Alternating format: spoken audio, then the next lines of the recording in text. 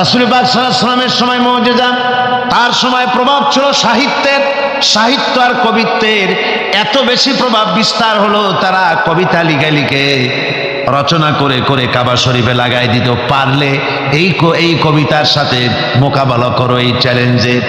আল্লাহ রাব্বুল আলামিন সেই সময় কোরআনে কারীমকে অবতীর্ণ করে দিলেন। কোরআনে কারীম দুনিয়ার সমস্ত সাহিত্য আর কবিত্বের সমস্ত মানকে ছাড়িয়ে চলে গেছে এমন এক পর্যায়ে, কিয়ামত পর্যন্ত কোরআনের সাহিত্যের ভাবধারা এর মানকে উতরে যেতে পারবে এমন সাহিত্যের জন্ম আজও হয় নাই, ভবিষ্যতেও হবে না। এটা হলো রাসূল পাক সাল্লাল্লাহু আলাইহি ওয়াসাল্লামের মুজিজা। রাসূল সাল্লাল্লাহু আলাইহি ওয়াসাল্লামের 3000 মুজিজার ভিতরে শ্রেষ্ঠ মুজিজা হচ্ছে কোরআন। শ্রেষ্ঠ মুজিজা কি? তাই আমি বলতেছিলাম, নবীরা দুনিয়া থেকে বিদায় হয়ে গেছেন, মুজিজা সাথে নিয়ে গেছেন। দাউদ আলাইহিস সালাম ইন্তেকাল করলেন, তার মুজিজা লোহা পানি করা মুজিজা কবরে নিয়ে গেছেন। আজ আর কেউ লোহা চাপ দিলে পানি হয় না। সুলাইমান আলাইহিস সালাম দুনিয়া থেকে বিদায় হয়েছেন, মুজিজা কবরে নিয়ে গেছেন। আজ আর কেউ বিনা ইঞ্জিনে তক্তায় বসলে তক্ত আর বাতাসে উড়ে বেড়ায় না। হযরতে মূসা আলাইহিস সালাম বিদায় হয়ে গেলেন দুনিয়া থেকে, লাঠিও তার চলে গেছে। আজ আর দুনিয়ায় হাজার লাঠি একযোগে ফেললেও ছোট্ট একটা সাপও আর হবে না। ঈসা আলাইহিস সালাম বিদায় হলেন, মুজিজা চলে গেল সাথে। আজ পৃথিবীর কোন মানুষ কারো কোন জন্মান্ধের চোখের উপরে হাত বুলালে চক্ষু আর ভালো হয়ে যাবে না, মুজিজা কবরে চলে গেছে। কিন্তু আপনার আমার নবী, বিশ্ব নবী জনাবে মুহাম্মদুর রাসূলুল্লাহ সাল্লাল্লাহু আলাইহি ওয়াসাল্লাম দুনিয়া থেকে বিদায় গ্রহণ করেছেন, মুজিজা সাথে নিয়ে যান নাই। ওই কোরআনে কারীমের মুজিজা আজও আছে, কিয়ামত পর্যন্ত থাকবে। রাসূল পাক সাল্লাল্লাহু আলাইহি ওয়াসাল্লামের এই মুজিজা কিয়ামত পর্যন্ত থাকবে, কেউ এই মুজিজা নষ্ট করতে পারবে না। গ্যারান্টি, এই মুজিজা রক্ষা করার দায়িত্ব কে নিয়েছেন? আল্লাহ রাব্বুল আলামিন বলেছেন, নাহনু নাযালনাল যিকরা ওয়া ইন্না লাহু লাহাফিজুন। কোরআনে কারীম অবতীর্ণ করেছি আমি আল্লাহ, আর এর সংরক্ষণের সবটুকুন দায়িত্ব আমি আল্লাহ আমার নিজ হাতে গ্রহণ করেছি। হেফাজতের সবটা দায়িত্ব আমার। তাই বিশ্ব জুড়ে আজ কোরআন রয়েছে হেফাজতে, কোনো কিতাব হেফাজতে নাই, শুধু কোরআন হেফাজতে আছে। মানুষ এটাকে মুখস্থ করে করে হেফাজত করে রেখেছে। হুজুর আপনাদের সামনে বলেছেন, সূরা তো দূরের কথা, আয়াত তো দূরের কথা, জের জবর তো দূরের কথা, একটা কলমের নিব ধরে যে জায়গাটায় একটা নকতা, এই নকতাটারও পরিবর্তন কেউ করতে পারে নাই। সামনে পারবে নাকি? সামনেও পারবে না। জোরে সোরে কোন সুবহানাল্লাহ। এই কোরআনের ইজ্জত যারা দিবে আল্লাহ তাদের ইজ্জত বাড়ায় দেবে। সুবহানাল্লাহ ভাবদি। কোরআনকে নিয়ে যে আগ বাড়বে, সে যদি জিরো হয় আল্লাহ হিরো বানায় দিবেন। আর কোরআনকে যদি কেউ বেইজ্জত করার চেষ্টা করে, সে যদি হিরো হয় আল্লাহ তাকে দুনিয়া আখিরাতে জিরো বানায় দিবেন। কি বানায় দিবেন? জিরো বানায় দিবেন। সুবহানাল্লাহি ওয়া বিহামদিহি। সুতরাং কোরআনে কারীম হচ্ছে, কোরআনে কারীম আমাদের কলিজা, আমাদের ঈমান, আমাদের রক্ত, আমাদের ব্রেন, আমাদের মগজ, আমাদের জীবন, আমাদের বেঁচে থাকা, আমাদের মরে যাওয়া, আমাদের সম্মান, আমাদের স্বাধীনতা, আমাদের সার্বভৌমত্ব, আমাদের সুখ, আমাদের সমৃদ্ধি, সব কিছু কোরআনকে কেন্দ্র করে। সব কি কেন্দ্র করে? কোরআনকে কেন্দ্র করে। কোরআন থাকে তো আমরা থাকবো। অর্থাৎ কোরআন ভিত্তিক জীবন যদি আমরা চালাতে পারি, দুনিয়ায় শান্তি পাবো, আখিরাতেও শান্তি পাবো, কোনো সন্দেহ নাই। সেই জন্য কোরআনে কারীমকে আমাদের বুকে ধারণ করতে হবে। এই কোরআনের কত বড় মর্যাদা হবে জানেন? রাসূল পাক সাল্লাল্লাহু আলাইহি ওয়াসাল্লাম বলেছেন, কোরআন যে ব্যক্তি পড়বে আর ওই অনুযায়ী আমল করবে, কিয়ামতের দিন তার মা বাপের মাথার উপরে সুন্দর দুটি নূরের টুপি পরিয়ে দেওয়া হবে। তা হলো সেই যে ব্যক্তি তার ছেলেকে, সন্তানকে কোরআন পড়িয়েছে আর কোরআন অনুযায়ী আমল করেছে পৃথিবীর বুকে, সেই কারণে রব্বুল আলামিন সন্তুষ্ট হয়ে তার মা বাপের মাথার উপরে এমন দুটো নূরের টুপি পরিধান করায় দেবে, যার উজ্জ্বলতা চন্দ্র সূর্যের আলোকে হার মানায় দেবে। কোরআনে কারীমকে যারা মহব্বত করে পড়তো, দেখেন এমন এক কিতাব যা অধিকাংশ মানুষে বোঝে না। কিন্তু আপনারা বলেন, না বুঝে পৃথিবীতে কোনো বই পড়ে এরকমের একটা বইয়ের নাম জানেন আপনারা? কোন বলতে পারবেন? পারবেন না। কোরআন এমন কিতাব যা মানুষ বুঝেও পড়ে, না বুঝেও পড়ে, দিনেও পড়ে, রাতেও পড়ে, সকালেও পড়ে, সন্ধ্যায় পড়ে, আবার গভীর রাত্রে তাহাজ্জুদের নামাজ আদায় করে কোরআনে কারীম তেলাওয়াত করতে থাকে, আর চোখ থেকে দর দর করে পানি পড়তে থাকে। হাদিস শরীফে রাসূলুল্লাহ বলেছেন, কিয়ামতের দিন কোরআনের তেলাওয়াতকারীকে আল্লাহ রাব্বুল আলামিন বলবেন, ও আমার বান্দা, তুমি দুনিয়ার বুকে কোরআনে কারীমকে যেমন থেমে থেমে তেলাওয়াত করতে, ওইভাবে করে তেলাওয়াত করতে থাকো আর জান্নাতের উপরে উঠতে থাকো। কোরআনে কারীম থেমে থেমে তুমি যেভাবে দুনিয়ায় পড়তে, ওইভাবে আয়াতে আয়াতে থেমে থেমে পড়ো আর উঠতে থাকো বেহেশতের মধ্যে। তোমার তেলাওয়াত যেখানে গিয়ে শেষ হবে, বেহেশতে ওইটাই হবে তোমার অবস্থান স্থল। সুবহানাল্লাহ। আল্লাহ যেন আমাদেরকে আহলে কোরআন বানায় দেন, সবাই বলি আমিন, জোরে বলেন আমিন। আল্লাহ যেন আমাদেরকে কোরআনের সহি করে কোরআন তেলাওয়াত করার তৌফিক দান করেন, সবাই বলুন আমিন।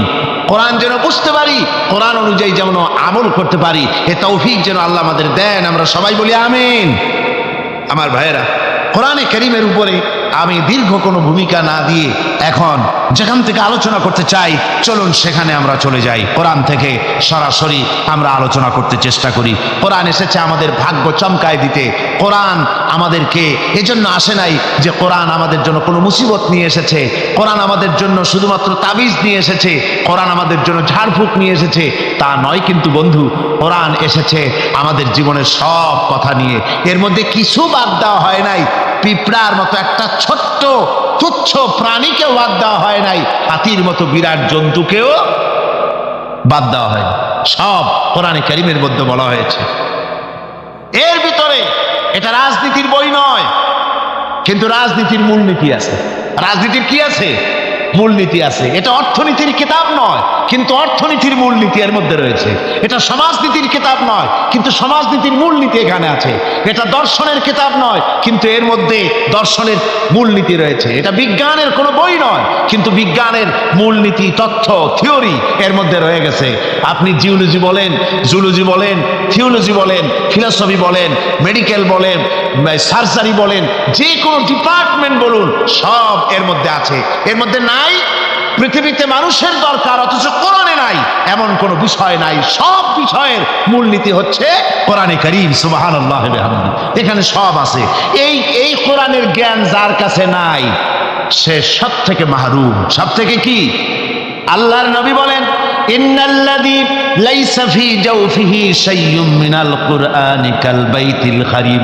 আল্লাহর নবী বলেন, যে স্মৃতিপট, যে দেহটা কোরআন থেকে খালি, সেটা একটা উজাড় বাড়ির মতো, একটা বিরানা বাড়ির মতো, একটা ছাড়া বাড়ির মতো, যেখানে যে বাড়িতে মানুষ বাস করে না, ওই বাড়িতে যা থাকে, একটা যে স্মৃতিপটে কোরআন নাই, যে দেহে কোরআন নাই, ওই দেহটাও ওই রকম। আমার ভাইয়েরা, কোরআনে কারীম এই হচ্ছে সবচাইতে শ্রেষ্ঠ জ্ঞানের কিতাব। আল্লাহ পাক এই কোরআনের মধ্যে বলেছেন, ওমা উতিতুম মিনাল ইলমি ইল্লা কালিলা, তোমাদেরকে খুব সামান্যতম জ্ঞান দেওয়া হয়েছে। মানুষের জ্ঞান কি? সামান্য। আচ্ছা, সেই সামান্য জ্ঞানের একটু পরিচয় আমি দেই। মানুষের জ্ঞান তো সামান্য, সেই সামান্য জ্ঞানের একটু পরিচয় দিয়েই তাফসীর শুরু হবে ইনশাআল্লাহ। সামান্য জ্ঞান, মানুষের সামান্য জ্ঞান কত? সামান্য জ্ঞানটা হচ্ছে, আমরা আগে পায়ে হাঁটতাম, দ্রুত যাওয়ার জন্য গরুর গাড়ি আবিষ্কার করলাম, গরুর গাড়ি শেষ হলো, তারপরে আমরা সাইকেল নিলাম, রিক্সা নিলাম, টেম্পু নিলাম, কার নিলাম, বাস নিলাম, ট্রেন নিলাম, এরপরে প্লেন আবিষ্কার হলো, রকেট আবিষ্কার হলো। সারা পৃথিবী ঘন্টার ভিতরে সারা দুনিয়া ঘুরে আসার মতো যান আমরা তৈরি করে ফেললাম। সমুদ্রের ভিতরে আপনার 3 মাস সাঁতরায়, আমরা বুঝি সমুদ্রের মধ্যে সাঁতরাইতে পারবো না, সেজন্য আমরা সাবমেরিন আবিষ্কার করলাম। আমরা পাখির সাথে পাল্লা দিয়ে প্লেন আবিষ্কার করলাম। আমরা চিতাবাঘের সাথে পাল্লা দিয়ে আমরা ট্রেন আবিষ্কার করলাম। চিতাবাঘ আর কি দৌড়াইতে পারে? তার থেকে আমার কার, আমার গাড়ি, আমার ট্রেন এখন অনেক বেশি চলে। অবশ্য বাংলাদেশি ট্রেন না, বাংলাদেশি ট্রেন তো ঘন্টায় বোধহয় কত 7 মাইল না 10 মাইল চলে। জাপান যে ট্রেন আবিষ্কার করেছে, 300-350 মাইল স্পিডে সেটা চলে, প্লেনের সমান, প্রায় প্লেনের সমান। এই বুলেট ট্রেন তার নাম দেওয়া হয়েছে, জনমের মতো চলে। কথা বুঝতে পেরেছে? এরকম চলল। তারপরে এই পৃথিবীর মানুষের জ্ঞান, সামান্য জ্ঞান, দেখেন সামান্য জ্ঞান কদ্দূর। সামান্য জ্ঞানে রাশিয়া, আমেরিকা, ব্রিটেন, ফ্রান্স, ওরা স্যাটেলাইট ছেড়ে দিয়েছে মহাকাশে। স্যাটেলাইট মহাকাশে ঘুরতেছে, কোনো ড্রাইভার নাই, কোনো ক্যাপ্টেন নাই, ঘুরতেছে মহাশূন্যের উপরে, পৃথিবীর মাটি থেকে 300-400 মাইল উপরে ঘুরতেছে। তারা দুনিয়ার খবর সংগ্রহ করছে, দেশে দেশে তা প্রেরণ করতেছে। সব কিছু তারা এই স্যাটেলাইটের মাধ্যমে করছে। বছরের পর বছর ধরে স্যাটেলাইট ঘুরছে। ওইখানে পৃথিবীর মাটি থেকে 400 মাইল উপরে স্যাটেলাইটের ভেতরে যদি কোনো যান্ত্রিক গোলযোগ হয়, ওয়াশিংটনে বসে কম্পিউটারে মনিটরিং করে 400 মাইল দূরের মেশিন ভালো করে দিচ্ছে। এই হলো সামান্য জ্ঞান। কথা বুঝতে পেরেছেন? এই হলো সামান্য জ্ঞান। এই যদি সামান্য জ্ঞান হয়, তাহলে আল্লাহ সুবহানাহু ওয়া তাআলার কত বড় জ্ঞান। সুবহানাল্লাহ পড়েন। আমার বন্ধুগণ, আটলান্টিক মহাসাগরের ভেতরে যদি একটা পাখি তার ঠোঁটটা ডুবায় দিয়ে ঠোঁটটা উঠায়, আপনারা বলেন সাগরের, আটলান্টিক মহাসাগরের পানি কমবে কতখানি? জি, এক ফোঁটাও কমবে না। কদ্দুর আর পানি আসবে তার ঠোঁটে? তাম পৃথিবীর সমস্ত মানুষ, আদম আলাইহিস সালাম থেকে নিয়ে এই পর্যন্ত, এখান থেকে নিয়ে কিয়ামত পর্যন্ত তাম পৃথিবীর সমস্ত মানুষের সব জ্ঞান যদি এক জায়গায় করা যায়, তাহলে আটলান্টিক মহাসাগর থেকে পাখি যতটুকু পানি তুলতে পেরেছে ঠোঁটে করে, আল্লাহর অনন্ত অসীম জ্ঞানের সমুদ্র থেকে মানুষ অতটুকুনো জ্ঞানের যোগ্য হতে পারে নাই। ওই অসীম জ্ঞানের মালিক হচ্ছেন আমার আল্লাহ সুবহানাহু ওয়া তাআলা। তার কাছ থেকে এসেছে কোরআন। এই কোরআন হচ্ছে আসল জ্ঞান। এজন্য ডক্টর মরহুম শহীদুল্লাহ তিনি বলতেন, যখন তিনি মানুষের সাথে, শিক্ষিত লোকদের সাথে যখন বসতেন, বলতেন যে তোমরা ডিগ্রি অনেক অর্জন করেছো, বিদেশ থেকে অনেক ডিগ্রি নিয়ে এসছো, কিন্তু শুনে রাখো তোমরা পণ্ডিত ঠিকই, কিন্তু কোরআনের জ্ঞান যদি না থাকে, কোরআনের ইলম যদি তোমাদের না থাকে, তাহলে তোমরা হচ্ছো পণ্ডিত ঠিকই, তবে তোমরা মূর্খ পণ্ডিত। কি পণ্ডিত? মূর্খ পণ্ডিত। কোরআনের জ্ঞান নাই তো জিরো, কিচ্ছু নাই। আসল জ্ঞান হচ্ছে কিসের জ্ঞান? কোরআনের জ্ঞান। আসুন কোরআন থেকে আমাদের হেদায়েত, আল্লাহ পাক আমাদের কি দিচ্ছেন, কোরআন থেকে তা নিতে চেষ্টা করি। সবাই আমার সাথে যথারীতি শয়তানের ওয়াসওয়াসা থেকে পানাহ নেওয়ার জন্য আসুন আমরা আল্লাহর কাছে পানাহ চেয়ে নিই আগে। তার কারণ হচ্ছে শয়তান ওয়াসওয়াসা দিয়ে আপনাকে অন্যমনস্ক করে দিতে পারে, আর এই শয়তান থেকে পানাহ দিতে পারে কেবলমাত্র আল্লাহ রাব্বুল আলামিন। কে পানাহ দিতে পারে? আল্লাহ তাআলা। আমরা যদি এই মাহফিলের চতুর্দিকে পুলিশ, বিডিআর আর আর্মি সব যদি বন্দুক নিয়ে খাড়া করে রাখি, যা আপনারা দেখবেন শয়তান যেন মোটে না ঢুকতে পারে। কি বলেন? ঠেকাইতে পারবে বন্দুক দিয়ে? পারবে না। শয়তান থেকে কেবলমাত্র পানাহ দিতে পারে কে? সাফ সূরাটি মদিনা মুনাওয়ারায়, অর্থাৎ রাসূল পাক সাল্লাল্লাহু আলাইহি ওয়াসাল্লামের মদনী জিন্দেগিতে সূরাটি অবতীর্ণ হয়েছে। আল্লাহ রাব্বুল আলামিন ঘোষণা করছেন, আকাশ এবং জমিনের মধ্যে যা কিছু আছে সব তাসবিহ পড়ছে, তাসবিহ করছে আল্লাহ পাকে। তিনি সর্বজয়ী এবং মহাবিজ্ঞানী। হে বিশ্বাসীরা, তোমরা যারা ঈমান এনেছো শোনো, তোমরা সে কথা কেন বলো যা তোমরা করো না। আল্লাহর কাছে ক্রোধ উদ্রেককারী, সব থেকে বেশি আল্লাহর কাছে ক্রোধ উদ্রেককারী ব্যাপার হচ্ছে যে তোমরা যা বলো তা তোমরা করো না। আসলে আল্লাহর কাছে প্রিয়পাত্র তো তারা যারা নাকি আল্লাহ রাস্তায় লড়াই করে সারিবদ্ধভাবে ইস্পাত দৃঢ় লৌহ প্রাচীরের মতো হয়ে। স্মরণ করো মূসা আলাইহিস সালামের কথা, যখন তিনি তার কওমকে বলেছিলেন, হে আমার জাতি, কেন তোমরা আমাকে উৎপীড়িত করছো, অথচ তোমরা ভালো করেই জানো যে আমি আল্লাহর পক্ষ থেকে রাসূল হয়ে এসেছি। পরে আল্লাহ রাব্বুল আলামিন, পরে তারা যখন বক্রতার পথ অবলম্বন করলো, আল্লাহ রাব্বুল আলামিন তাদের দিলকেও বক্র করে দিলেন। আর আল্লাহ ফাসিকদেরকে কখনো হেদায়েতের রাস্তা দেখান না। এ হলো আয়াতগুলির শাব্দিক তর্জমা। সূরাটি রাসূল পাক সাল্লাল্লাহু আলাইহি ওয়াসাল্লামের মদনী জিন্দেগিতে অবতীর্ণ হয়েছে। ওহদের যুদ্ধের সমসাময়িক সময় সূরাটি নাজিল হয়েছে বলে মুফাসসিরিন কিরাম লিখেছেন। সূরাটির প্রথমেই মুমিনদেরকে সতর্ক করা হয়েছে এই বলে যে ওই সব লোক হচ্ছে ঘৃণ্য লোক, আল্লাহর কাছে ওই সব লোকেরা ঘৃণ্য যারা মুখে যে কথা বলে কাজে তা পরিণত করে না। এরা আল্লাহর কাছে দারুণ ঘৃণ্য ব্যক্তি। আর আল্লাহর কাছে দারুণ প্রিয় লোক হচ্ছে তারা যারা নাকি আল্লাহর দ্বীনকে প্রতিষ্ঠার জন্য আল্লাহর রাস্তায় সীসা ঢালা প্রাচীরের মতো মজবুত হয়ে সারিবদ্ধভাবে বাতিলের সঙ্গে যারা লড়াই করে, তারা হচ্ছে আল্লাহ পাকের কাছে অত্যন্ত প্রিয় ব্যক্তি। এই সূরাটির ভেতরে বলা হয়েছে যে মূসা আলাইহিস সালাম এবং ঈসা আলাইহিস সালামের সাথে বনী ইসরাইলেরা যে ধরনের ব্যবহার করেছে, আর তারপরে বনী ইসরাইলদের যে পরিণতি আমি আল্লাহ করে দিয়েছি, ও মুসলমানেরা, তোমরা যারা ঈমান এনেছো, তোমরাও যদি তোমাদের রাসূল মুহাম্মদ সাল্লাল্লাহু আলাইহি ওয়াসাল্লামের সাথে এমন দুর্ব্যবহার করো, তাহলে বনী ইসরাইলদের মতো দশা তোমাদেরও হবে। এখানে আল্লাহ রাব্বুল আলামিন এই সূরাটির ভেতরে যে কথাটা বলছেন তা হচ্ছে, প্রথমেই শুরু হচ্ছে সাব্বাহা লিল্লাহি মা ফিস সামাওয়াতি ওয়াল আরদ, যা কিছু আছে এই পৃথিবীতে আর আকাশে জমিনে সব কিছু আল্লাহর তাসবিহ পড়ে। কার তাসবিহ পড়ে? সাব্বাহা ইউসাব্বিহু তাসবিহান। সাব্বাহা দিয়ে বোঝানো হচ্ছে অতীতে এই পৃথিবীতে যা কিছু ছিল এবং ভবিষ্যতে যা কিছু পৃথিবীতে আসবে, যা আছে আকাশে, যা আছে জমিনে, সব কিছুই তাসবিহ পড়ে। কার? আল্লাহ পাকের। জোরে বলেন, কার তাসবিহ পড়ে? আকাশে এবং জমিনে আমরা যা কিছু দেখতে পাই সব আল্লাহ রাব্বুল আলামিনের তাসবিহ পড়ে। একথা বলে আল্লাহ পাক মানুষকে যেন এই কথাই বুঝাতে চাচ্ছেন যে পৃথিবীর মানুষ, তোমাদেরকে শুধুমাত্র তাসবিহ করার জন্যই পাঠানো হয় নাই। আল্লাহ পাক তোমাদের তাসবিহর মুহতাজ না। তোমরা জিকির করবে, তোমরা আল্লাহ রাব্বুল আলামিনের সিজদা করবে, তোমাদের সিজদা তোমাদের তাসবিহর জন্য আল্লাহ মুহতাজ নন। এই পৃথিবীতে যা কিছু আছে সব আল্লাহর তাসবিহ পড়ে, আল্লাহর জিকির করে, গাছেও করে, পানিতেও করে, মাছেও করে, গাছের পাতাগুলি করে, সমস্ত প্রাণী জগৎ সবাই আল্লাহর জিকির করে, আল্লাহর তাসবিহ পড়ে। তোমরা ওদের ভাষা বোঝো না, ওরা ওদের ভাষায় আল্লাহ পাকের জিকির করে, তোমরা বুঝতে পারো না। পাখির ডাকগুলির মধ্যে তোমরা যে ধরনের খেয়াল করো ওই ধরনের ডাক শুনতে পাও। যেমন আমাদের দেশে একটা পাখি আছে, আমরা শুনতে পাই বউ কথা কও বলে। এরকম পাখি আছে নাকি চট্টগ্রামে? আছে, বউ কথা কও পাখি বলা হয়। তা আসলে সে কিন্তু বউ কথা কও বলে না। তার এ কথা বলার দরকার কি? তার বউ কি তার উপরে রাগ করে আছে নাকি? আসলে সে ওটা বলে না। আসলে তোমরা তার তাসবিহ বোঝো না। আল্লাহ কোরআন শরীফে বলেছেন ও ওর ভাষায় আল্লাহর জিকির করতেছে। কার জিকির করে?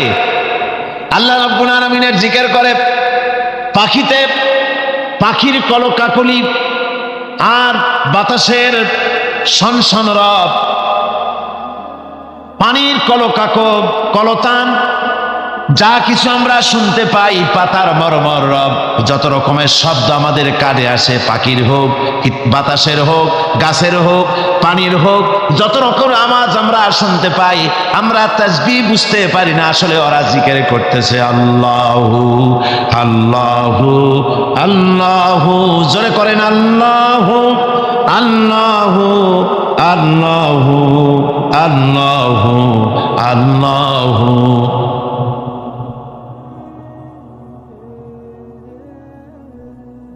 আল্লাহু আল্লাহু আল্লাহু আল্লাহু আল্লাহু আল্লাহু।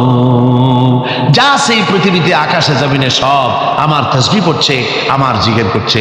ওহু আল আজিজুল হাকিম। আর আল্লাহ হচ্ছেন সর্বজয়ী। তিনি এমন যে তার হুকুম না মেনে তিনি হচ্ছেন অপ্রতিরোধ্য শক্তি। তার শক্তির মোকাবেলা কারো করার কোনো ক্ষমতা নাই। অপ্রতিরোধ্য ক্ষমতা তার, প্রচন্ড ক্ষমতার মালিক তিনি। আর হাকিম, সুবিজ্ঞানী, মহাবিজ্ঞানী, সুবিজ্ঞ, মহাবিজ্ঞ। তার অর্থ হচ্ছে এই আজিজ এবং হাকিম। আজিজ হচ্ছে অপ্রতিরোধ্য সর্বজয়ী ক্ষমতা। তো এই ক্ষমতার সাথে হাকিম শব্দ আল্লাহ জুড়ে দিয়েছেন, অর্থাৎ একথা বোঝার জন্য সুযোগ না থাকে যে তিনি অপ্রতিরোধ্য ক্ষমতাসীন হয়ে তিনি বোধহয় মানুষের উপরে জুলম করেন। আল্লাহ পাক বলেছেন আমাল্লাহু বিযাল্লামিল লিল আবিদ, আমি বান্দার উপরে, আল্লাহ পাক বান্দার উপরে জুলুম করেন না। হাকিম, তিনি মহাবিজ্ঞানী, তার যা কিছু কাজ সব কিছুর মধ্যে রয়েছে এক বিচক্ষণতার দাবি। এরপরে আল্লাহ রাব্বুল আলামিন বলছেন, ইয়া আইয়ুহাল্লাযীনা আমানু লিমা তাকুলুনা মা লা তাফআলুন। হে বিশ্বাসীরা, সেই কাজ কেন করো, সেই কথা কেন বলো তোমরা যে কাজ তোমরা করো না। কথার সাথে কাজের যাদের মিল নাই তাদেরকে কোরআনের পরিভাষায় কি বলা হয়েছে বলুন তো? কি বলা হয়েছে? মুনাফিক। জোরে বলেন, কি বলা হয়েছে? মুনাফিক বলা হয়েছে। অর্থাৎ ইসলাম, এখানে এই কথাটা, এই আয়াতটি খুবই গুরুত্বপূর্ণ। ভালো করে আপনাদেরকে কথা বুঝতে হবে। আমি আগেই বলেছি, শয়তানের ওয়াসওয়াসা থেকে পানাহ চাইতে, শয়তান যেন মাহফিল থেকে বের করে না দেয় এবং অন্য মনস্ক না করে সেদিকে লক্ষ্য রাখতে হবে। খুবই গুরুত্বপূর্ণ আলোচনা। কোরআনে কারিমে আল্লাহ পাক সূরাটি শুরু করেই বলছেন, হে বিশ্বাসীরা, তোমরা যারা ঈমান এনেছো শোনো, সেই কথা কেন বলো যে কাজ তোমরা করো না। আর আল্লাহর কাছে দারুণ বিরক্তিকর, ক্রোধ উদ্দীপক সেই কাজ যে তোমরা যা বলো তা তোমরা করো না। এতে আল্লাহ পাক দারুণ অসন্তুষ্ট হন। অর্থাৎ ইসলাম মানুষের কাছে দাবি করে পরিপূর্ণ আনুগত্যের। মুসলমানদের কাছে ইসলামের দাবি কি? আনুগত্য। বলুন তো কি দাবি? আমরা ইসলামের দাবি করেছি যে ভিত্তিতে, সেই ভিত্তিটা হচ্ছে লা ইলাহা ইল্লাল্লাহু মুহাম্মাদুর রাসূলুল্লাহ। জোরে সরে পড়েন, লা ইলাহা ইল্লাল্লাহ, লা ইলাহা ইল্লাল্লাহ, লা ইলাহা ইল্লাল্লাহু মুহাম্মাদুর রাসূলুল্লাহ। ইমানের দাবি হচ্ছে এক আল্লাহয় বিশ্বাসী হওয়া এবং আল্লাহর হুকুম ও হাকাম মেনে জীবনকে পরিচালনা করা। এটা হলো ইমানের দাবি। ইমানের দাবি এই নয় যে কলেমা পড়ে নামাজ রোজা করে হজ যাকাত করে চুপ করে বসে থাকবেন না। ইমানের দাবি হচ্ছে জীবনের সব ক্ষেত্রে হুকুম মানতে হবে। কার? জোরে কন্ত। শীতে আপনাদের গলা কি আড়ষ্ট হয়ে এসছে? তাহলে জোরে সরে বলেন, জীবনের সব ক্ষেত্রে আনুগত্য হবে কার? আল্লাহ সুবহানাহু ওয়া তাআলার আনুগত্য করতে হবে। এটা হলো ইমানের দাবি। আল্লাহ এবং রাসূলের আনুগত্য করতে হবে জীবনের সকল ক্ষেত্রে। এই আনুগত্যশীল জনগোষ্ঠী যদি তৈরি হয়, তারাই ইসলাম প্রতিষ্ঠিত করতে পারবে জমিনের উপরে। দেখুন, সেনাবাহিনী যদি কমান্ডারের অর্ডার না মানে, কথা বুঝতে পেরেছেন? পুলিশ, মিডিয়া, সেনাবাহিনী নিশ্চয়ই তাদের কমান্ডার আছে, আছে না? কমান্ডার আছে। কমান্ডারের হুকুম যদি তারা না মানে, কমান্ডারের অর্ডার যদি ফলো না করে, নিজেদের ইচ্ছে মতো যদি কাজ করতে থাকে, এমন সেনাবাহিনী দিয়ে দেশ রক্ষা সম্ভব? জোরে বলেন, সম্ভব?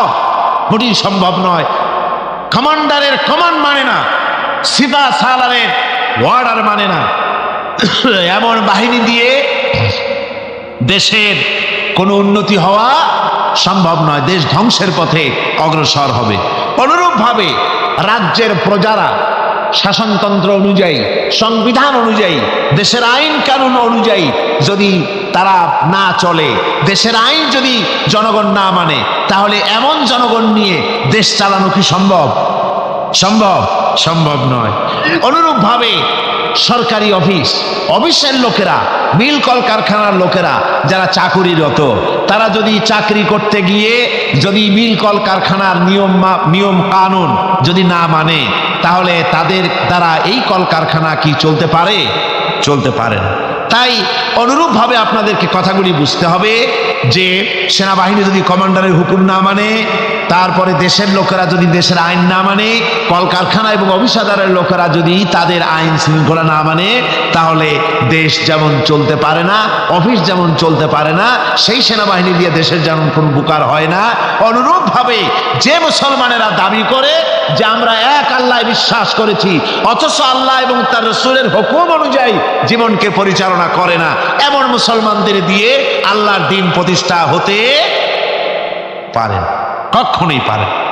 সুতরাং ইমানের দাবি হলো আনুগত্য হবে সবটা কার? আল্লাহ রাব্বুল আলামিনের পরিপূর্ণ আনুগত্য হতে হবে আল্লাহ পাকের। দেখুন, মুনাফিক হচ্ছে কাফেরের চাইতেও নিকৃষ্ট। মুনাফিক কিসের চাইতে নিকৃষ্ট? কাফেরদের নামে সূরা নাজিল হয়েছে খুব বড় একটা, নাকি? কাফেরের নামে সূরা কতটুকু? একেবারে ছোট্ট একটা সূরা। আর মুনাফিকদের নামে একেবারে 2 রুকুর মোটামুটি একটা বড় সূরা নাজিল হয়েছে। তাহলে এর দ্বারা কি বোঝা যায়? কাফেরের চাইতে মুনাফিক ক্ষতিকর এবং নিকৃষ্ট। ইসলামের সবচাইতে বেশি ক্ষতি করেছে কারা? মুনাফিকেরা। কারা করেছে? সেনবার উপায় নাই। মুনাফিক মুমিনের মতোই মাথায় টুপি দেয়, মুনাফিক মুমিনের মতোই মুখে দাড়ি রাখে, মুনাফিক মুমিনের মতোই মসজিদে যায়, মুনাফিক মুমিনের মতোই কালেমার দাবি করে, মুসলমানের দাবি করে। বলে কি আমরা কি মুসলমান না? এত বড় বড় কথা কোন আপনারা, আমরা বুঝি মুসলমান না? এইভাবে তারা দাবি করে। আর এইভাবে মুসলমানদের ভেতরে থেকে ইসলামের সবচাইতে বেশি ক্ষতি করেছে মুনাফিক। এখন আসুন, মুনাফিকদের পরিচয় আমাদের জানা দরকার। কোরআনে কারীম এবং হাদিস, কোরআন এবং হাদিসে মুনাফিকদের পরিচয় তুলে ধরা হয়েছে। এই নিফাক থেকে যেন আমরা বাঁচতে পারি, সেই জন্য কোরআনে কারীমের বিভিন্ন আয়াত থেকে এবং হাদিস থেকে আমি আপনাদের সামনে মুনাফিকদের চরিত্র সম্পর্কে তুলে ধরবো। ফায়দা কি? ফায়দাই হবে ওই সব চরিত্র যদি আমাদের মাঝে থাকে, তাহলে আমরা এর থেকে মুক্ত হতে পারবো। 1 নম্বর ফায়দা। আর 2 নম্বর ফায়দা, এই চরিত্র যাদের মাঝে আছে তাদেরকে আমরা চিনতে পারবো মুনাফিক বলে। ঠিক কিনা কর? তাই আমি আপনাদের সামনে এখন কোরআনে কারীম থেকে মুনাফিকদের পরিচয় সম্পর্কে বলছি। মুনাফিকরা হচ্ছে দ্বিমুখী চরিত্রের লোক। তারা 2 গ্রুপকে খুশি করতে চায়, 2 গ্রুপের মানুষের কাছে ফায়দা লোটার জন্য 2 গ্রুপের সঙ্গে সম্পর্ক রাখে। ইসলাম বিরোধী যারা, তাদের সাথেও সম্পর্ক থাকে, আর ইসলাম যারা করে তাদের সাথেও সম্পর্ক রক্ষা করে। কোরআনে কারীম ওদের ব্যাপারে বলা হয়েছে। আল্লাহ রাব্বুল আলামিন বলেন, ফাইন কানা লাকুম ফাতহুম মিনাল্লাহি ক্বালু আলাম তাকুম মাআকুম। তোমাদের যদি ফাতহ হয়, তোমাদের যদি বিজয় হয়, মুসলমানদের যদি বিজয় হয়, তাহলে তারা মুসলমানদের কাছে গিয়ে বলে, আমরা কি আপনাদের সাথী ছিলাম না? আমরা তো আপনাদেরই লোক, তা আপনাদেরই লোক, সবসময় আপনাদের কাছে ঘুরেছি, চাঁদা টান্দা দেওয়ার চেষ্টা করছি, আমরা তো আপনাদেরই লোক, আজকে আপনাদের বিজয় হয়েছে, এই বিজয়ে আমরাও শামিল। এভাবে করে মুসলমানদের বিজয় হলে তারা এগিয়ে আসে। আর যদি কাফেরদের জয় হয়, وَإِنْ كَانَ لِلْكَافِرِينَ نَصِيبٌ قَالُوا أَلَمْ نَسْتَحْوِذْ عَلَيْكُمْ। কাফেরদের যদি বিজয় হয়, তাহলে কাফেরদের কাছে গিয়ে বলে, আমরা তো তোমাদের সাথীরই লোক, আর মুসলমানদের অত্যাচার থেকে বাঁচাবার জন্য তোমাদেরকে আমরা বড় চেষ্টা করেছি, মুসলমানেরা যাতে তোমাদের উপর অত্যাচার করতে না পারে, সেজন্য রাত দিন আমরা পরিশ্রম করেছি, আমরা তোমাদের সাথীরই লোক। এই বলে 2 দিকে ফায়দা লুটতে চায়। ওদিকে আপনার মুসলমানদের কাছেও ফায়দা লুটতে চায়, আবার কাফেরদের বিজয় হলে সেখানেও তারা ফায়দা লুটতে চায়। মুনাফিকরা হলো সুবিধাবাদী। মুনাফিকরা কি? সুবিধাবাদী। সুবিধাবাদ জিন্দাবাদ, এই চরিত্রের লোক। সূরা তাওবার মধ্যে বলা হয়েছে, তাবুকের যুদ্ধে আল্লাহর নবী যখন মুসলমানদেরকে দাওয়াত দিলেন যুদ্ধে যাওয়ার জন্য, জিহাদে যাওয়ার জন্য, লোকেরা সব প্রস্তুতি নিল। মুনাফিকরা তখন গিয়ে রাসূলের কাছে আরজ করলেন। মুনাফিকরা বলল, হে আল্লাহর নবী, আমার কোমরে ব্যথা, কেউ বলল আমার মাথায় যন্ত্রণা, কেউ বলল আমার মেয়ের বিবাহ, কেউ বলল আমার ফসল পেকেছে, এই সময় যেতে পারবো না। নানান অজুহাত দিয়ে তারা যাওয়া থেকে বিরত রইল।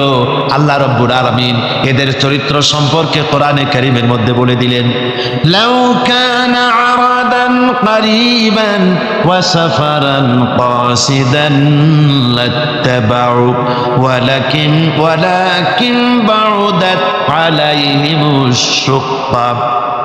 আল্লাহ পাক বলছেন, লাউ কানা আরাদান করিবান ওয়া সাফারান কাসিদান, যদি সফর হতো সহজ, সফরটা যদি, রাস্তাটা যদি সুগম হতো, আর ফায়দাটা যদি সহজলভ্য হতো, লাত্তাবাউ, তাহলে অবশ্যই এই লোকেরা আপনার অনুসরণ করত। যেহেতু পথ খুব কঠিন, শত শত মাইল যেতে হবে মদিনা থেকে তাবুকের প্রান্তরে, বহুত কষ্ট, উট আছে, ঘোড়া আছে, আবার অনেকের নাই, পায়ে হেঁটে যেতে হবে, আবার আছে, আবার অনেকের কাছে নাই। খেতে কষ্ট হবে, যেতে কষ্ট হবে, পথে কষ্ট হবে, রৌদ্রে কষ্ট হবে। এই সব কষ্ট আর ফায়দা খুব তাড়াতাড়ি জিততে পারবো তাও তো এখানে ধারণা নাই। মুনাফিকরা বলেছে, মুসলমানরা যখন জিহাদে যাচ্ছে বলেছে যাও, এরা মক্কার কুরাইশ না, রোমকদের সাথে লড়াই হবে, টের পাবা। রোমকরা ঝুলাইয়া পিটাইয়া জনমের যুদ্ধের স্বাদ মিটাইয়া দেবে। এইভাবে করে মুসলমানদেরকে ভয় দেখিয়েছে, নিজেরাও যায় নাই, ওদেরকেও বাধা দিয়েছে।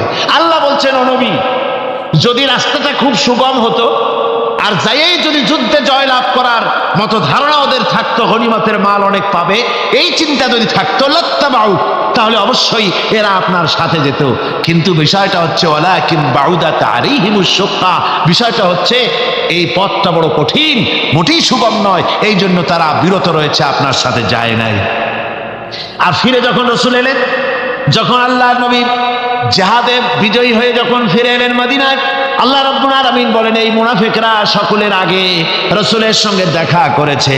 ফাসায়াহলিফুনা বিল্লাহি লাবিস্তাতা'না লাখারাজনা মাআকুম, সাথে এসে বলছে যে তারা কসম করে বলছে, আল্লাহ পাক বলছেন ওরা কসম করে বলে, ওরা কসম করে বলে যে আল্লাহর কসম, যদি হুজুর আমাদের সামর্থ্য থাকতো, শক্তি থাকতো, কেবল যে কোমরটা ব্যথা করতেছিল, কেবল যে মাথায় যন্ত্রণা ছিল, কেবল যে আমাদের ধানগুলো, আমাদের ফসলগুলো পেকে গেছিল, নইলে কি আমরা বসে থাকি, আপনার সাথেই জিহাদে আমরা শরীক হয়ে যেতাম।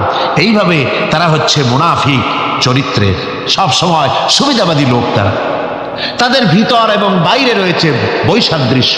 মুখে যে কথা বলে অন্তরে সেটা না, অন্তরে যেটা মুখে আর একটা। এটা কাদের লক্ষণ? মুনাফিকদের। কোরআনে কারিমে রব্বুল আলামিন বলেন, ইয়াকুলুনা বিআলসিনাতিহিম মা লাইসা ফি কুলুবিহিম, তারা সেই কথাই মুখ দিয়ে উচ্চারণ করে যে কথা তাদের মনের ভিতরে নাই, মনে একটা মুখে একটা। এটাই হলো মুনাফিকদের চরিত্র। আর এদের আরেকটা কোয়ালিটি হলো, আপনারা দেখবেন মুনাফিক চিনবেন, মুনাফিক কে তা চিনতে খুবই সুবিধা হবে। এরা হচ্ছে মুসলিম জাতির বিপদ যদি দেখে দারুণ খুশি হয়। বসনিয়ায় মুসলমানেরা মরে, একটা টু শব্দ করবে না, কিন্তু দেশে যদি কোন রকম কিছু হয় নাই, তাও অস্থির, সাম্প্রদায়িক বলে গালি দিয়া একেবারে চায়ের কাপে ঝড় তুলে বসে, ঠিক কিনা কর? মুসলমানেরা বিপদে পড়লে তাদের কলজা আনন্দে ফুর্তিতে ভরে যায়। মুসলমানের যখন বিপদে পড়ে তারা দারুণ খুশি হয়। আর মুসলমানদের যদি বিপদ হয়, বিপদে খুশি। আর মুসলমানরা যদি সুখ পায়, সমৃদ্ধি পায়, তাহলে তারা বেজার হয়ে যায়, কলজে জ্বলে যায়। যদি দেখা গেল রাশিয়া ভেঙে টুকরা হয়ে গিয়ে মুসলমানদের 6টা দেশ রাশিয়ার পেটের মধ্যে দিয়ে আজাদ হয়ে বেরিয়ে আসছে, রাশিয়ার পেটের মধ্য দিয়া মুসলমানদের কয়টা দেশ বেরোলো? হ্যাঁ, 6টা দেশ। মুসলমানদের যখন ভালো হয় তখন ওদের কলজা শুকায় যায় দুঃখের। আল্লাহ রাব্বুল আলামিন বলেন, ইন তামসাসকুম হাসানাতুন তাসুহুম ওয়া ইন তুসিবকুম সাইয়্যাতুন ইয়াফরাহু বিহা। মুমিনদের যদি ভালো হয়, মুসলমানদের যদি সুখ এবং সমৃদ্ধি আসে, তাহলে মুসলমানদের সুখ সমৃদ্ধিতে তাদের কলিজা জ্বলি পড়ে যায়, অসন্তুষ্ট হয় দারুণভাবে। আর যদি মুসলমানদের বিপদ আসে, মুসিবত আসে, খুশিতে তাদের কলিজা একেবারে দারুণভাবে তাদের খুশিতে উদ্বেল হয়ে পড়ে। মুনাফিকদের আরেকটি চরিত্র হচ্ছে হকপন্থী এবং বাতিলপন্থীদের রোশানাল হতে, নিরাপদে থাকার জন্যে প্রতারণামূলক সম্পর্ক রাখে। প্রতারণামূলক সম্পর্ক মুসলমানদের কাছেও ভেড়ে, আবার ওদের সঙ্গেও ভেড়ে। টাকা পয়সা ওদের যদি থাকে তো এই বেশি টাকাগুলো দেয় ইসলাম বিরোধীদের, দিয়া সম্পর্ক রক্ষা করে। জানি না কোন দল ক্ষমতা যাবে, বলা তো যায় না, কাজে দুই দিকে সম্পর্ক রক্ষা করে তারা চলে। আল্লাহ রাব্বুল আলামিন বলেন, ইউরিদুনা আন ইয়ামানুকুম ওয়া ইয়ামানু কওমাহুম, ওরা চায় দুই সম্প্রদায়ের সঙ্গে সম্পর্ক রক্ষা করে প্রতারণামূলক আচরণ করে নিজেদেরকে টিকিয়ে রাখার জন্য চেষ্টা করে। মুনাফিকদের অবস্থা হচ্ছে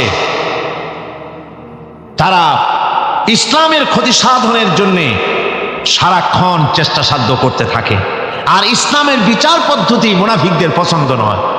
ইসলামের যে কোনো বিচার পদ্ধতি শুনলেই তাদের দারুণ জ্বালা করে। যেমন ইসলামের বিচার পদ্ধতি হলো চোর পুরুষ হোক আর নারী হোক উভয়ের হাত কেটে দাও। এ শুনলে তারা বলে এটা হলো বর্বর আইন।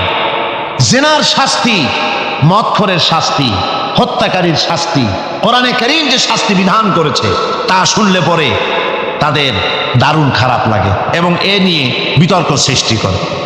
কোরআনে কারীম আল্লাহ পাক এই চরিত্র সম্পর্কে বলেছেন, ইউরিদুনা আন ইয়াতাহাকামু ইলাত তাগুত, তারা শয়তানের আইনকে প্রতিষ্ঠিত করতে চায়, অর্থাৎ আল্লাহর আইন বিদায় করে দিয়ে মানুষের তৈরি করা মতবাদকে প্রতিষ্ঠিত করার জন্য তারা চেষ্টা চালায়।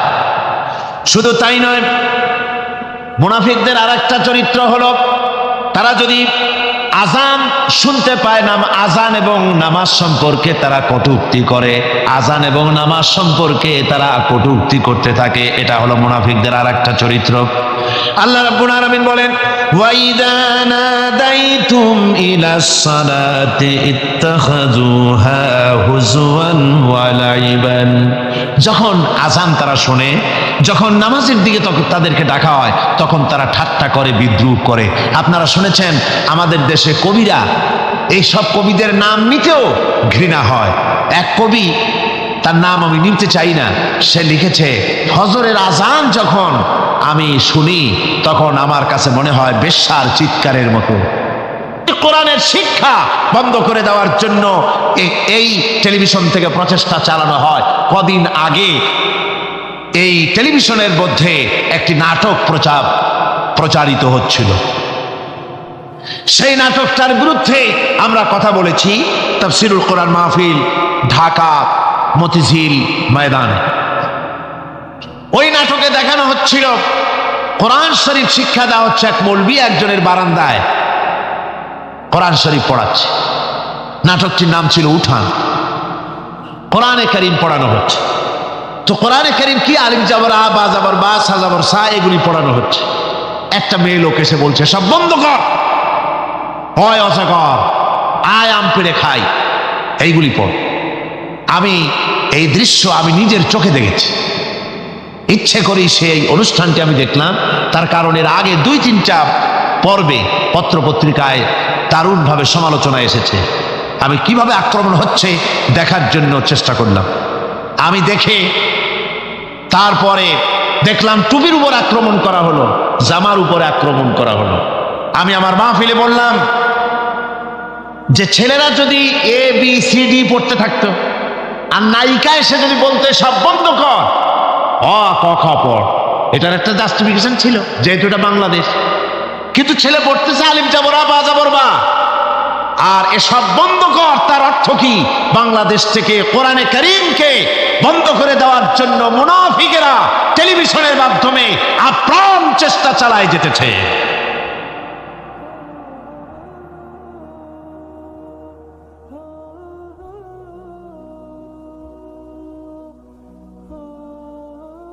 আমরা সেইখানে আমরা দাবি করলাম গভর্নমেন্টের কাছে। সেদিন যারা SBI, BNSI, DFI যারা আসছিলেন, আমি সকলের কাছে বললাম যে আল্লাহর কাছে আপনারা দায়ী হয়ে যাবেন যদি আপনারা আমাদের এই বক্তব্য সরকারের কানে না পৌঁছান।